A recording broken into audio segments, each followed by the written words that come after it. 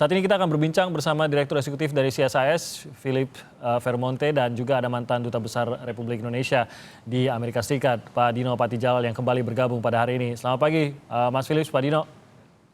Selamat pagi, Timothy. Selamat pagi, Philip. Saya mau, Pak Dino juga nanti saya tunggu analisa selanjutnya. Kalau kemarin kan kita sempat ngobrol mengenai bagaimana proyeksi terhadap kemungkinan Biden ataupun Trump menang. Nah, saya mau dengar dari Mas Philip dulu nih, melihat ketatnya persaingan suara antara Trump dan Biden ini, dan tampaknya tadi seperti laporan dari Patsy di VOA, kalau sampai akhirnya Biden katakan memenangkan posisi presiden dengan 270 tepat electoral votes, sementara Trump mendapatkan 268, maka akan sulit. Nah, apa yang Anda lihat bisa terjadi khususnya dalam perpolitikan Amerika Serikat kalau suaranya setipis ini, Philip? Ya, menurut saya begini, gamenya sudah mereka sepakati. Karena ada winner take all, jadi you want to put more, kita menang satu suara lebih daripada. Oke, Mas Philip, sorry, saya tahan dulu di situ, Mas Philip, karena tampaknya masih ada gangguan audio. Nanti saya akan kembali lagi ke Anda, kita perbaiki dulu gangguan audionya. Pertanyaan yang sama saya ajukan dulu ke Pak Dino. Pak Dino, kalau Anda sendiri melihat dengan ketatnya perolehan suara sejauh ini, apa yang Anda lihat bisa terjadi dalam perpolitikan Amerika Serikat? Pertama, saya melihat Presiden Trump itu bertindak dengan sangat memalukan, ya. Etika politiknya buruk sekali. Saya dulu sekolah di Amerika dan juga sempat kerja di Amerika dan melihat sejumlah presiden come and go, ya. Nggak pernah saya melihat presiden yang akhlaknya seperti ini, ya. Jadi sekarang ini dia menuduh misalnya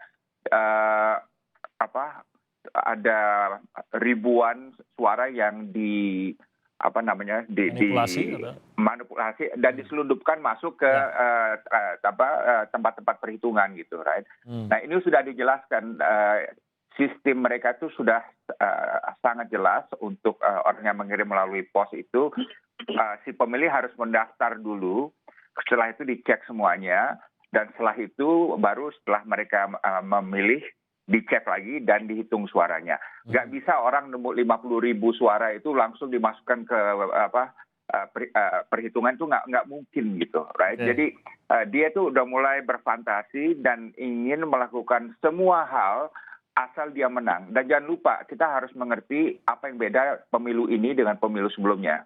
Pemilu sebelumnya adalah orang-orang yang berintegritas. Pemilu kali ini, Donald Trump yang seumur hidupnya, ya, dari bayi sampai sekarang ini, nggak pernah mau kalah dan nggak pernah mau mengaku kalah. Jadi demokrasi Amerika sekarang disandera oleh seorang presiden yang tidak punya akhlak dan tidak punya etika dan sungguh bertindak memalukan.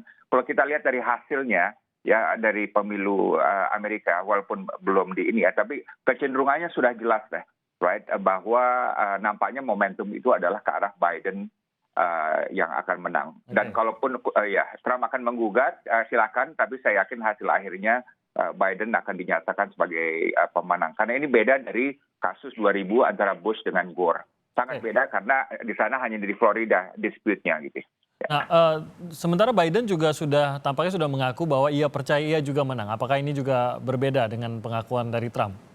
Ya, sangat beda karena Biden tidak menyatakan menang. Dia menyatakan dari tren yang kita lihat, ya, dan dari angka-angka yang juga didukung oleh polling di media, semua media, termasuk Fox sendiri gitu, ya, bahwa dia unggul gitu.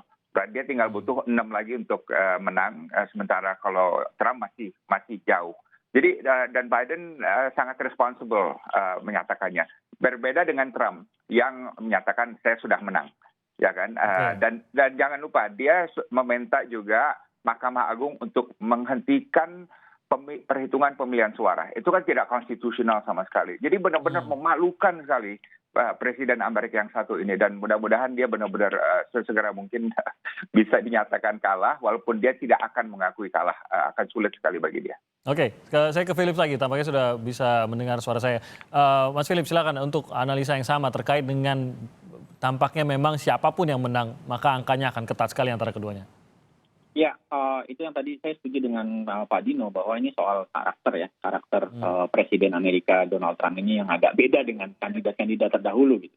Bahwa dia tahu persis ada rule of the game, winner take all, dan juga ada keharusan untuk paling tidak memenangkan 270 electoral college. Kalau misalnya itu the rule of the game yang sudah diterima bertahun-tahun oleh keseluruhan kandidat presiden yang pernah ada, kemudian Trump menolaknya, ini memang berarti kemudian soal personality dari Presiden Trump yang mungkin agak bermasalah. Yang kedua yang ingin saya sampaikan, mungkin buat Trump ini yang tadi dibilang Pak Dino dia nggak pernah mau kalah, juga akan sangat mengeluhkan dirinya karena waktu Obama terpilih menjadi presiden tahun 2008, Pak Dino mungkin ingat, itu Trump bersumpah bersama banyak orang lain waktu itu bahwa akan menjadikan Obama presiden hanya 1 term. Dialah yang memulai kampanye birthrighter dan lain-lain, mempertanyakan sertifikat kelahiran Obama dan seterusnya, dan dia bersumpah Obama hanya akan menjadi presiden 1 periode saja gitu, dan akan menggunakan semua hal untuk bisa mencapai itu. Dan kemudian ini terjadi pada Donald Trump. Dia akan menjadi, kalau diputuskan Joe Biden yang menang, dia akan menjadi presiden yang hanya 1 periode gitu. Dan ini buat Trump. Tapi bukan karena pilihan sendiri begitu ya?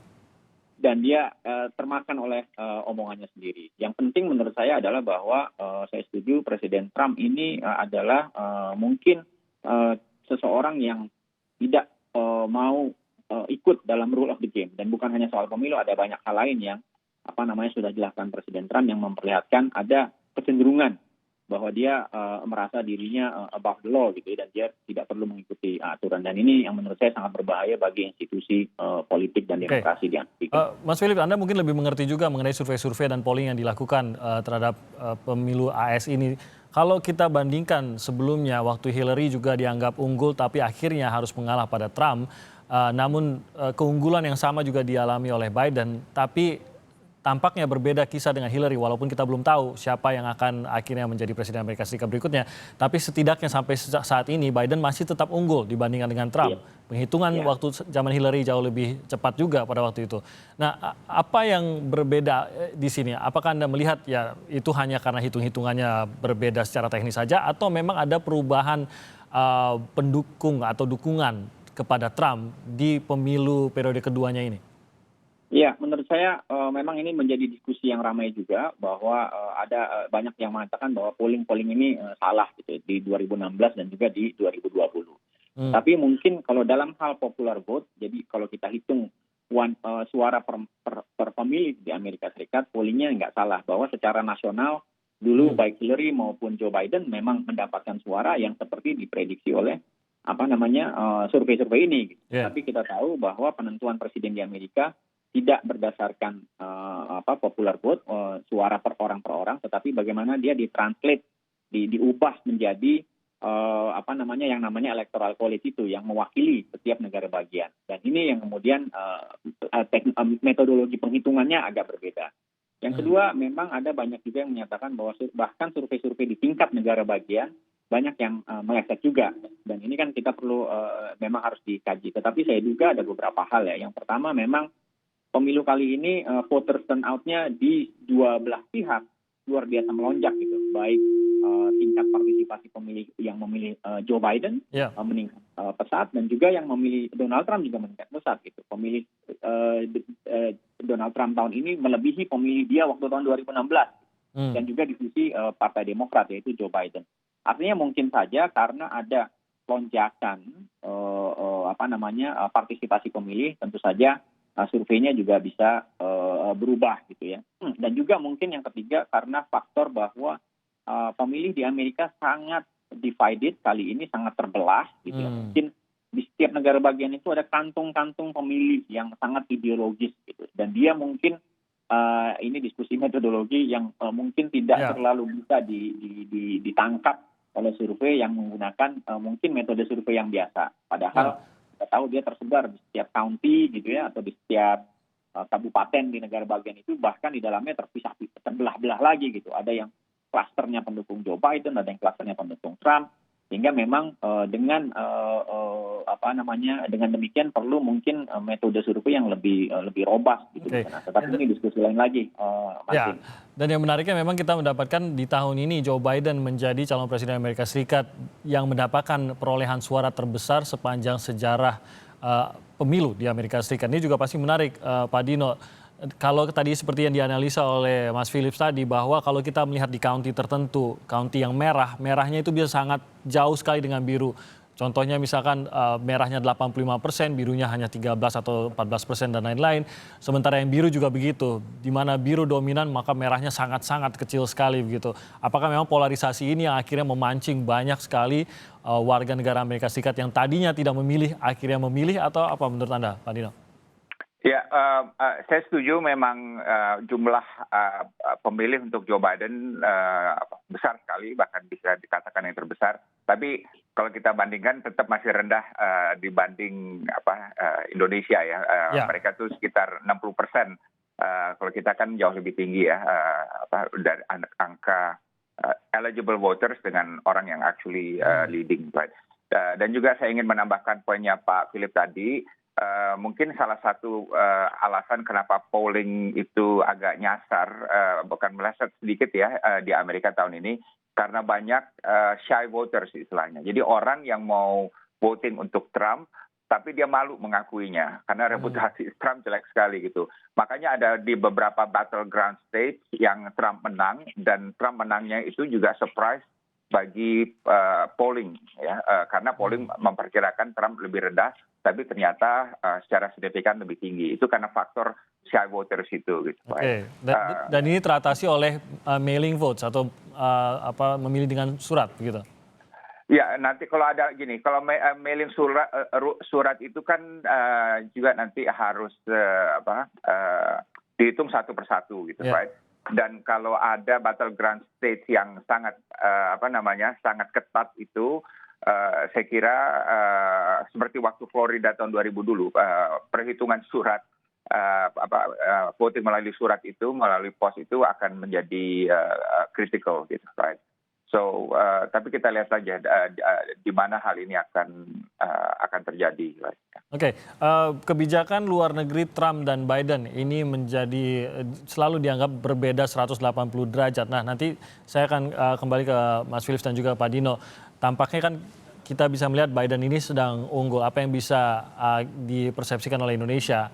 Apakah ada untung atau ruginya kalau memang salah satu yang terpilih, atau sebenarnya Indonesia bisa mengkapitalisasi dari siapapun pemenang pemilu AS ini? Kami akan segera kembali saat lagi.